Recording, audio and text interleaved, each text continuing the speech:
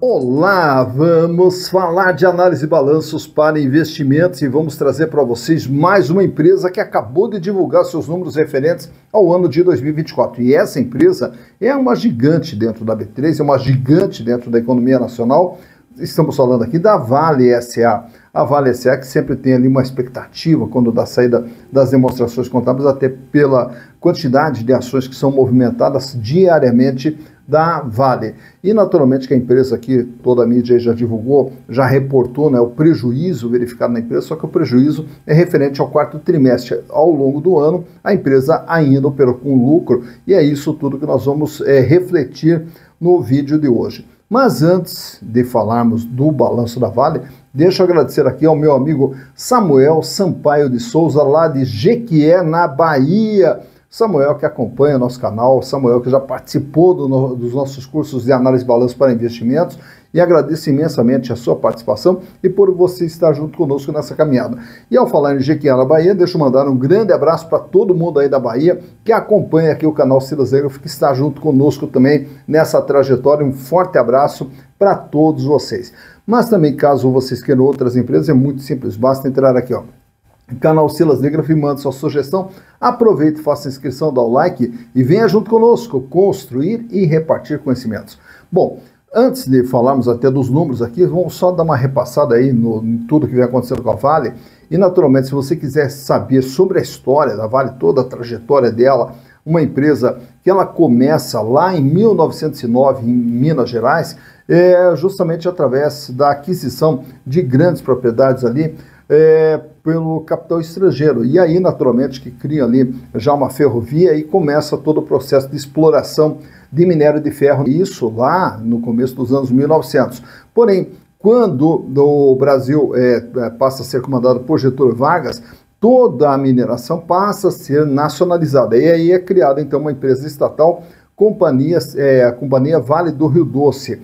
Então, era a Vale do Rio Doce, que era uma empresa estatal, que fazia toda a exploração e a comercialização de todo o minério de ferro extraído lá de Minas Gerais. E daí já na década de 90, a Vale é privatizada e tem todo o seu capital pulverizado. Então hoje nós não temos dentro da Vale um controlador de referência. E a Vale, o que ela faz? Né? Toda essa parte de mineração, tanto na parte do minério de ferro, níquel, cobre, né? E aí naturalmente os demais produtos que acabam sendo explorados junto com todos esses materiais, como é o caso da prata, do ouro, estanho e tudo mais, que é explorado pela Vale. Porém, o carro-chefe da Vale, o que é? Minério de ferro, e aí também um pouco de níquel e o cobre, que são os mais significativos. E a Vale também, ao longo desse período todo, vem passando aí naturalmente por diversas turbulências que acabam vindo aí todo para a mídia, como foi o caso lá do rompimento das barragens em Minas Gerais, que causaram ali também um alvoroço, claro que com todo sentido, né? E a Vale naturalmente tendo que indenizar os danos causados pelo rompimento das barragens. E aí hoje o que nós temos também dentro do balanço da Vale? Nós temos as provisões constituídas pela empresa justamente para continuar fazendo o reparo dos estragos causados pelo rompimento das barragens. E aí, nesse balanço, inclusive, uma das razões ali até para o resultado vir da maneira que veio, é justamente também um aumento na constituição dessas provisões para as indenizações dos rompimentos das barragens. Lembrando também que a Vale, ela tem dentro do seu balanço ali um provisionamento também de verbas gigantescas, naturalmente, para a chamada descaracterização de barragens. E o que vem a ser essa descaracterização?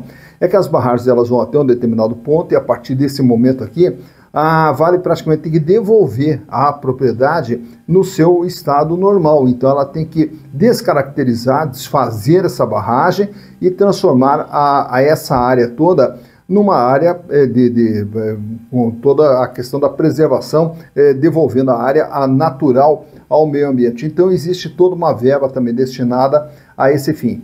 Outro detalhe também que temos que chamar a atenção aqui, por quê que eu estou falando desses detalhes? Porque todos eles acabam interferindo no balanço e na DRE da Vale.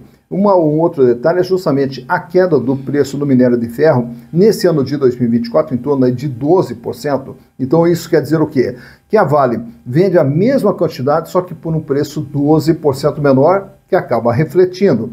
Além disso, nós temos o quê? Um outro componente que interfere muito nas demonstrações contábeis, que é a questão da variação cambial. E aí a variação cambial, se o dólar estiver numa cotação mais alta, a Vale consegue vender seu produto no mercado externo por um valor maior. Se o dólar cai, ela acaba vendendo por um valor menor, que também interfere. Então, são muitas variáveis que acabam interferindo ali dentro das demonstrações da Vale.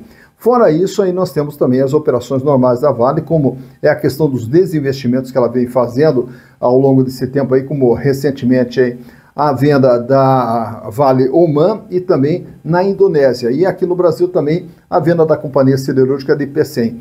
Ao mesmo tempo que a Vale faz desinvestimentos, ela continua também fazendo os investimentos, principalmente na questão da manutenção das suas barragens e da sua operação. E também, na sequência ali, a Vale também compra a participação na Anglo American aqui no Brasil e também compra a Aliança Geração de Energia, que são um conjunto de geradores de energia composto ali por hidrelétricas em Minas Gerais e também por 3 usinas eólicas no Rio Grande do Norte e no Ceará. Isso tudo para quê? Para que a Vale chegue num ponto que seja autossuficiente na geração de energia consumida dentro do seu processo de produção. Bom, então dito isso, essas operações que a gente vai ver no balanço de desinvestimentos e novos investimentos, que é o chamado CAPEX da empresa também, tudo isso nós vamos ver dentro das demonstrações. Então toda essa explicação que eu estou dando antes é para a gente poder entender o que nós vamos enxergar nos números das demonstrações. E para entender o que aconteceu com a Vale nesse ano de 2024, estamos trazendo aqui uma base histórica mais estendida, 2020, 21, 22, 23, 24, e além disso estamos trazendo uma comparação das demonstrações trimestrais de 2023 e 2024, quando nós vamos poder ter uma noção maior e melhor do que vem acontecendo com a Vale. Então, para conhecer a empresa, vamos aos números.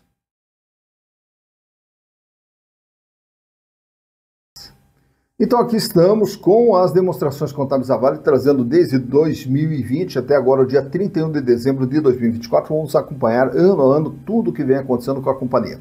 Para entender o balanço de uma empresa, nós temos aqui dentro do ativo todos os bens e direitos. O que são esses bens e direitos? Tudo aquilo que faz parte do patrimônio. Então, se nós queremos saber o que tem dentro de uma empresa, nós vamos olhar dentro do ativo.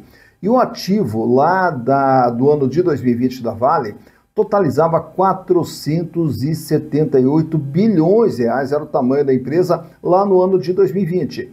E temos aqui como item principal as imobilizações, 213 bilhões de reais, 44,7% de todo o patrimônio, que é justamente todas as propriedades, todas as instalações, máquinas, equipamentos, enfim, tudo aquilo que é necessário para o desenvolvimento da atividade da empresa, que representa o valor maior do não circulante. Mas o que movimenta a empresa e que nós sempre frisamos aqui é o ativo circulante. Por que o ativo circulante? Porque ele é o capital giro, é ele que faz toda a movimentação do dia a dia da empresa. Podemos até, a grosso modo, dizer que o ativo circulante é como se fosse o combustível que faz a empresa trabalhar. Então, quanto maior for o ativo circulante, maior é sua capacidade de geração de receitas e, consequentemente, de resultados. E esse ativo circulante em 2020 fechou em 126 bilhões de reais. Nesse ano, a Vale tinha em caixa 74 bilhões de reais, 27 bilhões em contas a receber, 21 bilhões eram os estoques da Vale no ano de 2020.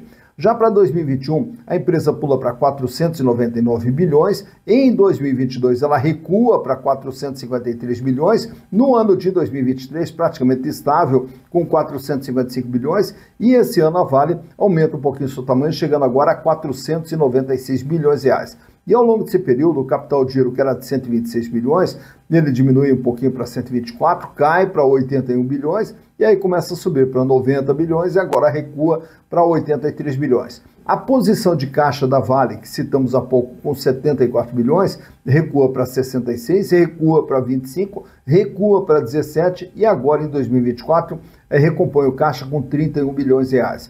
E os estoques vêm variando aqui de 21, 24, 23, 22, 28 bilhões, os estoques da Vale no ano de 2024.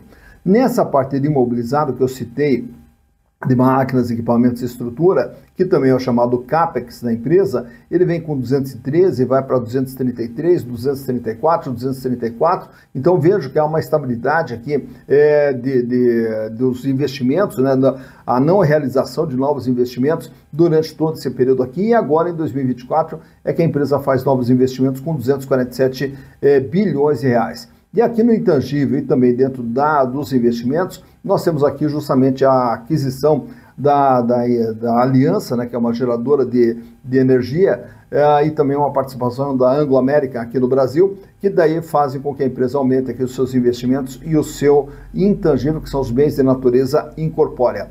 Bom, olhando agora a parte de passivo, o que nós vamos enxergar no balanço da Vale? Tudo que a Vale tem de dívida, que é a utilização dos capitais de terceiros, e também tudo que ela tem de patrimônio líquido, que é o capital próprio da empresa. No ano de 2020, a Vale operava aqui com 297 bilhões de capitais de terceiros de endividamento total, correspondendo a 62,1% do seu patrimônio. A maior parte desse endividamento sempre aqui no longo prazo, 221 bilhões. E aí no ano seguinte, em 2021, a dívida, apesar de subir aqui nominalmente para 302 bilhões, o peso da dívida cai para 60,5%. Em 2022, cai para 258 bilhões com 57%. Em 2023, 257 bilhões com 56,5%. E esse ano, apesar do crescimento nominal para 282 bilhões de dívida, o peso da dívida permanece aqui no 56,9%. Então, repare que depois de uma queda no endividamento, a empresa praticamente estabilizou aqui o seu endividamento na faixa de 57%, 56,5% estabilizado. Falei sobre a questão da descaracterização e das indenizações provenientes da queda das barragens.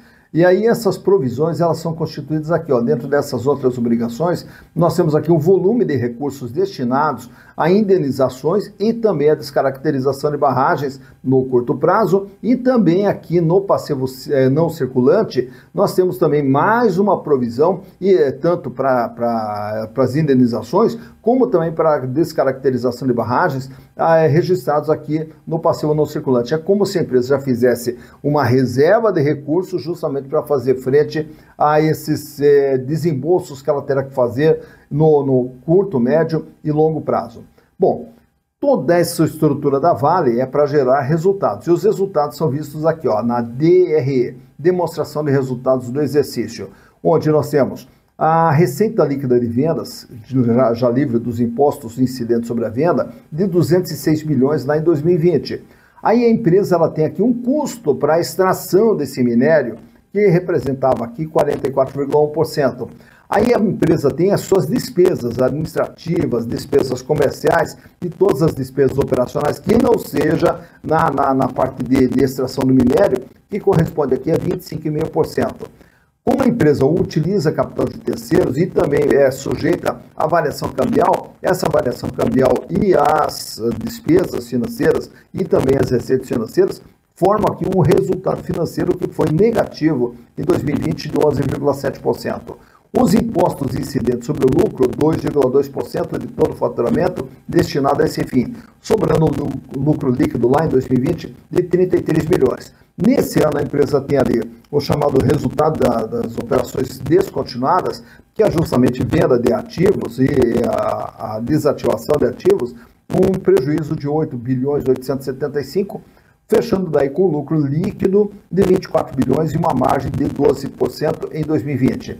Em 2021, aí o faturamento dispara para 293 bilhões, e aí nós temos um lucro, olha só, em 2021, 121 bilhões de lucro. Já para 2022, 226 bilhões de faturamento e 96 bilhões de lucro. Considerando que aqui o que nós temos? Temos justamente a questão do preço das commodities e também a questão da variação do dólar. Porque se o dólar cai, a empresa vende a mesma coisa, só que por um valor menor. Então aqui não quer dizer que a empresa está vendendo uma quantidade menor, ela está vendendo por um valor menor. E aí, consequentemente, como ela não consegue reduzir o custo na mesma proporção da redução do preço de venda, aí o peso do custo acaba ficando maior, o que compromete aqui o resultado da empresa. Em 2023, o faturamento fecha com 208 bilhões, mas ainda assim 40 bilhões de lucro. E agora, nesse ano de 2024, a empresa fecha com um faturamento semelhante, quase semelhante, ao ano de 2023, 206 bilhões, e um lucro de 30 bilhões de reais, o lucro final do ano de 2024, operando aqui com uma margem de 14,8%. Bom, quando falamos sobre o prejuízo que foi noticiado, aí o que nós vamos ter? Peço licença para girar a tela. Nessa comparação aqui que eu quero trazer para vocês, onde temos aqui no primeiro trimestre do ano de 2023 de 43 bi, no primeiro trimestre de 2024 41 bi, no segundo trimestre do ano de 2023 47 bi de faturamento e esse ano 51 bi. Então vejo que o segundo trimestre do ano de 2024 foi melhor do que o de 2023. E o faturamento 51 bi no terceiro tri, 52 bi no terceiro tri desse ano. E no ano de 2023, o último trimestre, a empresa registrou um faturamento de 64 bi e esse ano um faturamento menor, 59 bi. Culminando aqui com um faturamento de 208 e de 206 o faturamento final. Os resultados produzidos, um lucro no primeiro tri de 9.700 em 2023 e 8.300 em 2024. No segundo tri, um lucro de 14 bilhões em 2023 e 14 bilhões em 2024. Portanto, segundo trimestre bem melhor em termos de resultados do que o do ano passado, do ano de 2023. No terceiro tri, um lucro de 13 bilhões e 900 e também 13 bilhões e 200 no terceiro tri do ano de 2024, um lucro aqui pouco menor do que no ano passado. E o grande problema da Vale foi o quê? No quarto trimestre, 12 bi de lucro no ano de 2023 e aí os 5 bilhões e 758 de prejuízo no ano de 2024. Prejuízo esse causado justamente por registros que a empresa fez aqui dentro das despesas operacionais, de impairment, que é a redução de valores de ativos, onde a empresa diz que os ativos não valem tanto assim, então ela lança a baixa do valor desses ativos aqui como despesa, bem como também é anunciado pela empresa a constituição de provisões para as indenizações que ela terá que pagar de Brumadinho. Então, esses lançamentos que aparecem aqui é que causaram esse prejuízo no quarto trimestre. Porém, durante o ano, ainda fecha com lucro de 30 bilhões contra 40 bilhões do ano passado. Então, está aqui explicado o prejuízo anunciado aí na mídia, que o prejuízo refere-se ao quarto trimestre de 2024, porém, ao longo do ano inteiro, a empresa ainda fecha com lucro de 30 bilhões 431 milhões de reais. Bom, olhando também a situação financeira da empresa, girando aqui, para cada R$1 de dívida, ela tem R$1,03. Quer dizer, o caixa da empresa bem espremidinho aqui. Então, para cada R$1 que ela tem que pagar no dia a dia, ela tem 1,03. Número esse menor do que era nos exercícios anteriores. O endividamento que a gente viu no balanço, 62, 60, 57, 56, 56. Então, o endividamento ele cai para a faixa de 57, 56 e permanece estável ao longo desses últimos 3 exercícios aqui. E a margem da empresa, que também chegou a ser de 55%, a margem bruta, foi para 60%, caiu para 45%, 42% e 36% a margem bruta. O que é a margem bruta? É a diferença entre o que custa para extrair e vender o minério e por quanto ela vende o minério. A margem líquida, que tirando as despesas, resultado financeiro e impostos, 14,77%, uma margem também menor do que ela vinha obtendo nos anos anteriores, que era de 19%, de 42% e de 41% nos anos anteriores. Também temos aqui a rentabilidade do ativo, que sai com 5,21, vai para 24, recua para 21,2, 8,89 em 2023 e 6,13 em 2024. Já a rentabilidade do PL é o ganho dos acionistas. Então vejam só, Quem tinha as ações da Vale em 2020 ganhou 13,76%. Em 2021 ganharam 61%. Em 2022, 49%. Em 2023, 20%. E esse ano, apesar de ser um ano não relativamente bom para a Vale, mas mesmo assim ainda gerou um ganho de 14% para os seus acionistas. E ao falarmos em acionistas, esses indicadores aqui, valor patrimonial da ação. Uma ação da Vale vale R$ 45,39 com base no valor patrimonial. Já para você comprar uma ação da Vale, você vai pagar R$ 57,67. Portanto, é uma ação que ela é vendida acima daquilo que ela vale em termos de patrimônio. Então, é uma ação que ela tem um ágio de 27%, que é medido aqui pelo PVP, preço por valor patrimonial, que fechou em 1,27. Lucro por ação. Nesses últimos 12 meses aqui, a Vale gerou aqui um lucro de R$ 6,96 por ação, o que dá uma rentabilidade de 12,07% para os seus acionistas. Também no ano de 2024, a empresa distribuiu R$ 5,38 a título de dividendos, o que dá um yield, um retorno de caixa de 9,33% para os seus acionistas. Preço barra lucro, quanto tempo nós vamos levar para recuperar os investimentos caso fôssemos comprar a ação da Vale? 8 anos e 29, quer dizer, 8 anos e 3 meses, 8 anos e 4 meses para ter o retorno dos investimentos através dos lucros gerados pela empresa. Free float. Circula livremente no mercado 70,18% das ações. Por quê? É uma empresa que não tem um controlador de referência. Ela tem um capital bastante pulverizado. E já explicamos aqui quem são os detentores do maior volume de ações da Vale daqui a pouquinho. E o tag along 100%. Se a empresa for vendida, é garantida para o minoritário o mesmo tratamento que foi dado ao majoritário. Bom, sobre a questão aqui dos controladores não, né? Mas de quem tem uma posição maior de ações dentro da empresa. A Caixa de Previdência dos Funcionários do Banco do Brasil, a Previ com 8,68%, a Capital World com 7,03%, a Mitsui também tem 6,30%, e aí temos aqui a BlackRock, que também tem 5,78% das ações. Lembrando que a Cosan, que chegou a ter também uma participação ali em torno de quase 5% das ações, a Cosan se desfez das suas ações. Então a empresa acaba tendo aqui os acionistas maiores com posição relativamente baixa, portanto nenhum deles tem o poder de mandar dentro da companhia, e até mesmo a Caixa de Previdência dos Funcionários do Banco do Brasil, que tem 8,68%, ela tem naturalmente a figura do governo por trás. Tanto é que o governo tentou emplacar o Guido Mantega como presidente da Vale e acabou não conseguindo, porque só com 8,68% não consegue mandar na companhia. Fechando nossa interpretação da Vale, esse gráfico aqui extraído do Google, veja aqui o comportamento do valor das ações nos últimos 5 anos. Quando ela sai aqui praticamente com R$50 lá em comecinho de 2020, vem a pandemia, ela cai ali para praticamente R$40, só que na sequência ela já dispara. E olha só, a Vale chega a atingir aqui R$117 o valor de uma ação. Só que daí no final de 2021 ela já recua, e aí fica trafegando ali praticamente na faixa de R$65, R$66, recupera, vai lá para praticamente R$90, R$92, cai novamente, começa 2023, recupera, ficando ali acima de R$80, e aí na sequência cai. E aí desde 2023 ela vem trafegando aqui na faixa de 60 até R$70, 70 e poucos reais, e aí na sequência ela começa toda uma trajetória de lentas e graduais quedas até chegar aqui no ponto onde a Vale chega a R$57,67 no dia da gravação desse vídeo. Então por aqui você vê quando que as ações da Vale tiveram maior valor, quando que elas tiveram seu menor valor e como que vem se comportando o valor das ações da Vale SA.